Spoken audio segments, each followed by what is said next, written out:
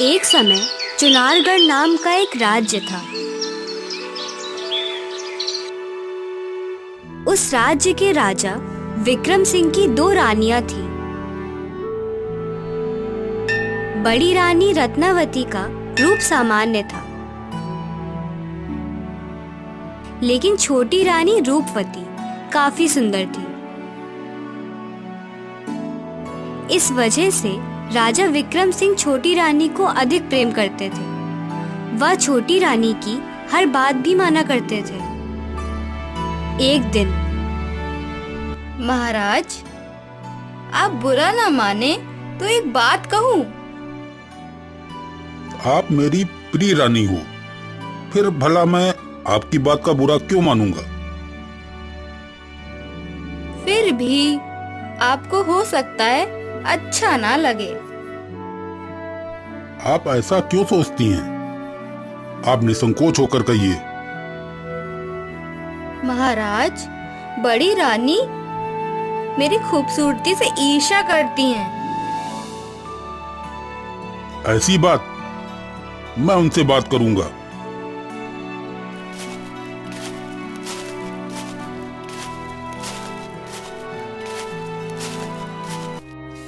विक्रम सिंह रूपवती की बातों में आकर रत्नावती को काफी भला बुरा कहते हैं। रत्नावती, आपको हम हमेशा सम्मान देते हैं, फिर भी आप रूपवती से ईर्ष्या क्यों करती हैं? नहीं महाराज, आपको ऐसा क्यों लगता है? मैं तो रूपवती को अपनी छोटी बहन की तरह प्यार करती हूँ। आपको उसकी सुंदरता से ईर्ष्या है। नहीं नहीं महाराज, ये तो ईश्वर की देन है। मैं भला कौन होती हूँ? माना मैं उतनी सुंदर नहीं, लेकिन मुझे उस पर। देखिए, मैं अब आगे से रूपवती के खिलाफ कुछ भी बर्दाश्त नहीं करूंगा।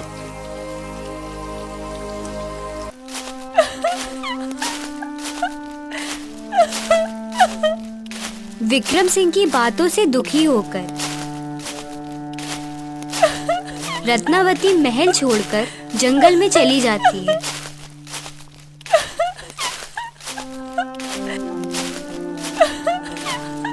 जहां भटकते भटकते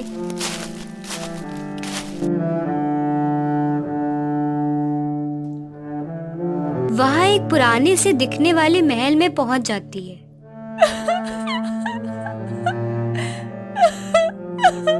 तभी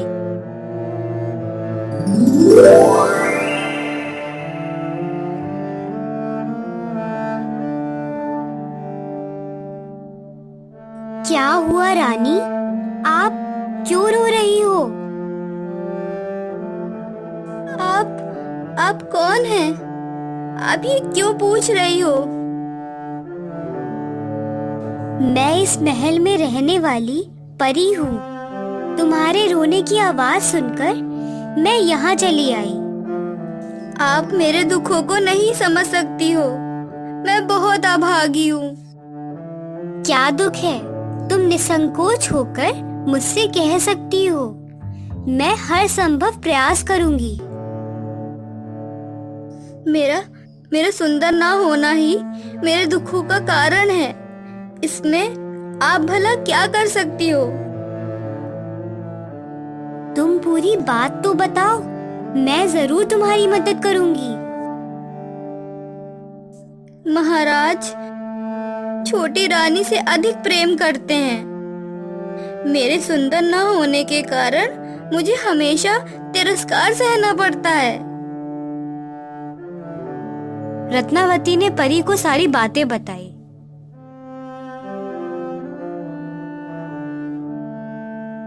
फिर परी ने रानी से कहा, तुम्हें निराश होने की जरूरत नहीं है। मैं तुम्हें सुंदरता प्रदान कर सकती हूँ। क्या? क्या सच में ऐसा हो सकता है? क्यों नहीं हो सकता? तुम्हारा दिल एकदम साफ है। बस इसके लिए तुम्हें एक परीक्षा देनी होगी। कैसी परीक्षा परी? तुम्हें मेरे प्रश्नों के उत्तर देने होंगे। तुम्हारे उत्तर पर निर्भर होगा कि तुम्हें क्या मिलना चाहिए। वैसे भी मेरे पास अब खोने को कुछ भी नहीं है। मैं आपके प्रश्नों के उत्तर पूरी ईमानदारी से देने की कोशिश करूंगी। अच्छा, तो फिर ये बताओ, आईना हमें क्या दिखाता है?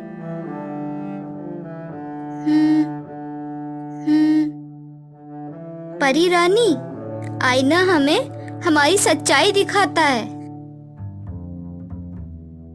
अति उत्तम। तभी एक आईना रत्नावती के सामने आता है।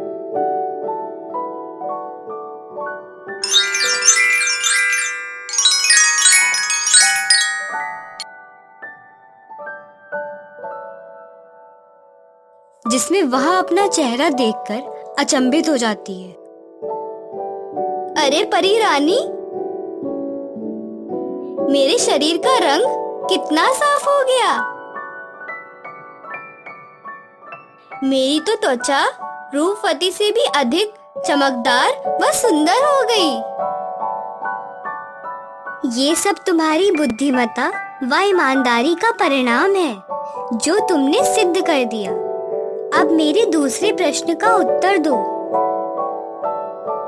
परी रानी, आप अपना प्रश्न पूछ सकती हैं। आकाश की काली घनी घटाएं किसकी याद दिलाती है?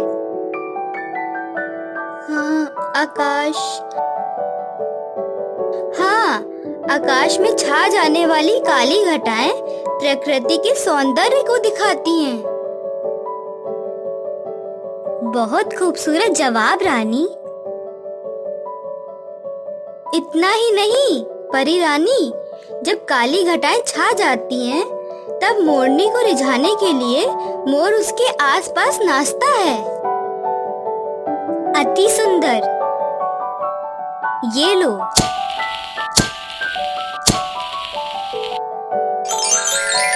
तभी फिर से आईना आता है।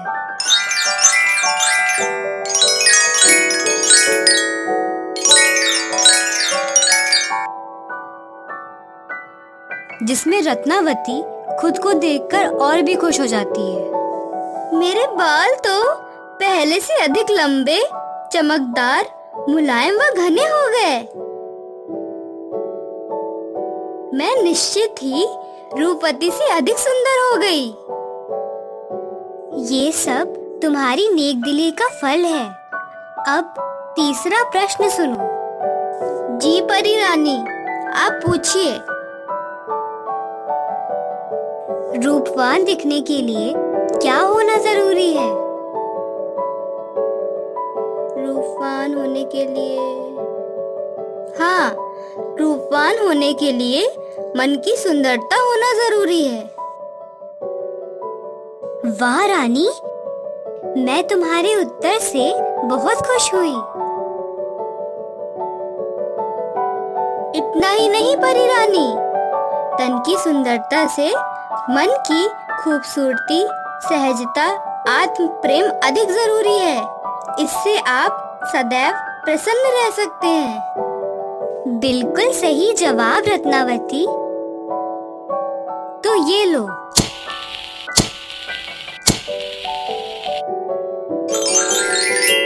एक बार फिर से आईना आता है।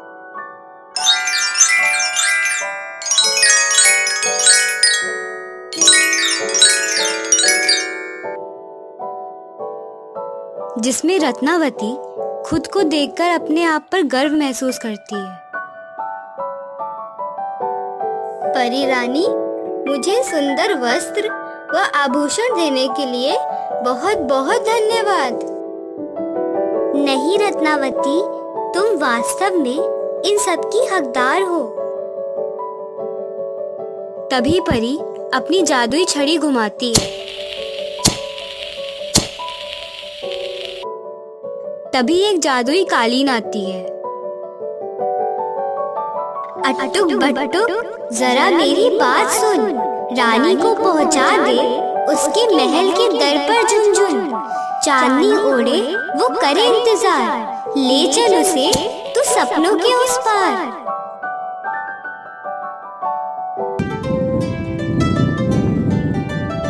जादुई कालीन रत्नावती को लेकर महल तक ले जाती है।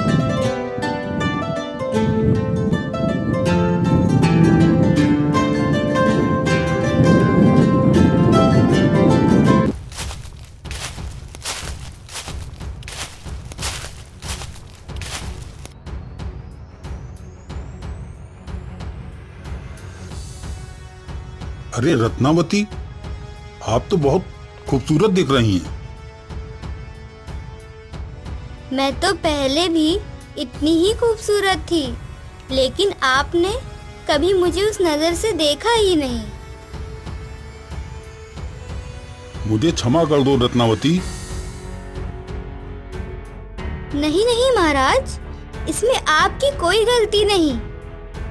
ये सब तो आप बिल्कुल ठीक कह रही हैं। मैं तो रूपवती के कहने में आ गया। नहीं महाराज, गलती रूपवती की भी नहीं है। बस हमें समझना चाहिए कि सुंदरता तो बस 4 दिनों की ही है। मुझे क्षमा कर दो।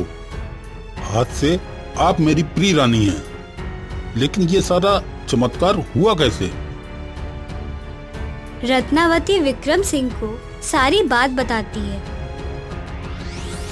जिसे रूपवती भी सुन लेती है।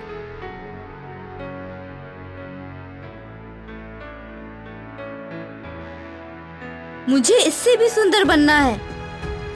क्यों ना मैं भी उस जंगल के महल वाली परी के पास जाऊं।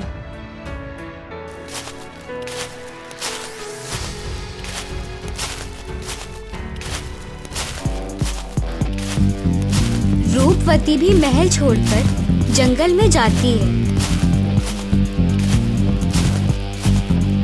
महल में पहुंचने पर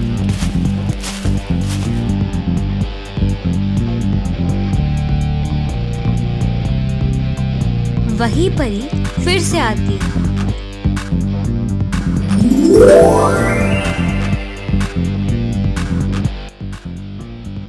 आओ रूपवती आओ, मैं तुम्हारा ही इंतजार कर रही थी। अरे अरे, आप मुझे जानती हैं रानी परी? मैं सिर्फ तुम्हें ही नहीं बल्कि तुम्हारे मन की बात को भी जानती हूँ। तो फिर ये तो और भी आसान हो गया। क्या आप मुझे रत्नावती से भी अधिक सुंदर बना सकती हैं? हाँ हाँ, क्यों नहीं।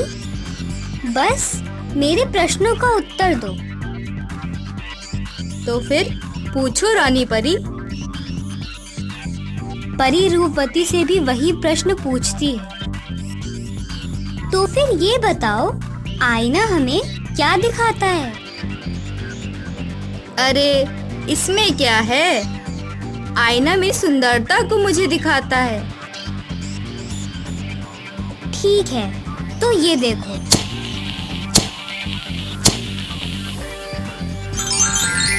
तभी एक आईना रूपवती के सामने आता है।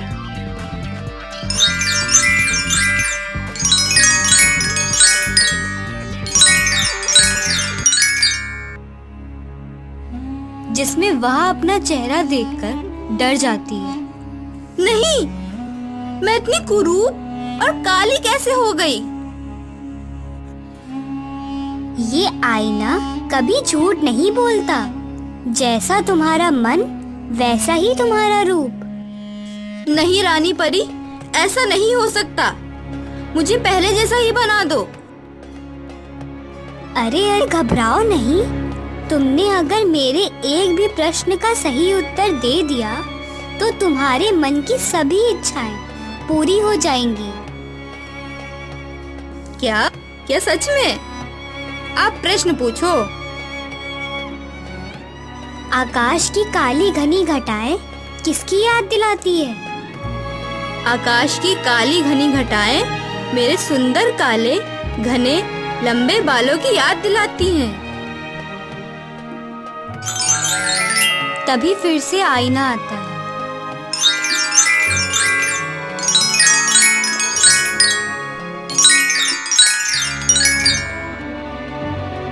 जिसमें रूपवती खुद को देखकर और भी निराश हो जाती है। ये क्या, कुरूप होने के साथ साथ मेरे बाल भी सफेद हो गए।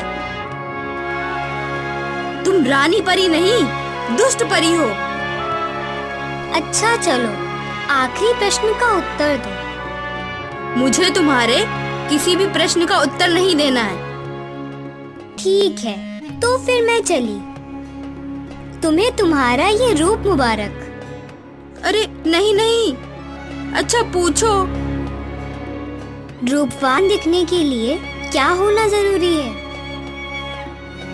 रूपवान दिखने के लिए तन की सुंदरता के साथ अच्छे वस्त्र व आभूषण भी जरूरी हैं। तभी फिर से आईना आता है,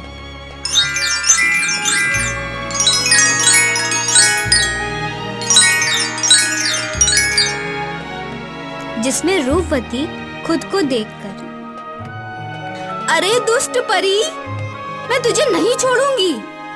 मेरे सारे गहने कहाँ चले गए? अरे मेरे वस्त्र भी फट गए। परी रूपवती को ऐसे ही उसके हाल पर छोड़कर चली जाती है। रूपवती अपनी यह दशा देखकर फिर कभी उस जंगल के महल से बाहर नहीं आती।